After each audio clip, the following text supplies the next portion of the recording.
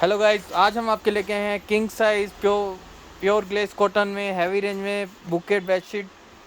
आइए एक बार इसकी क्वालिटी चेक कराते हैं। वेट इसका रहने वाला है 1.5 kg। Size book fold packing देखिए, स्क्वायर बुक फोल्ड है, बहुत ही यूनिक बुक फोल्ड है। सुपर्ब इसकी क्वालिटी रहने वाली है बुक फोल्ड की। और ये देखिए साइज़ देखिए 108x108 without any joint. MRP इसमें मेंशन है 3499। इसमें पिलो कवर मिलने वाले हैं आपको 2 फुल साइज़ के विद फ्रिल। और साथ में आपको मिलने वाली है किंग साइज़ की बेडशीट। ये देखिए पिलो कवर आपको विद फ्रिल मिलने वाले हैं और प्रॉपर मार्जिन के साथ। फैब्रिक इसका रहने वाला है हैवी ग्लेस कॉटन और सुपर्ब इसकी क्वालिटी रहने वाली है।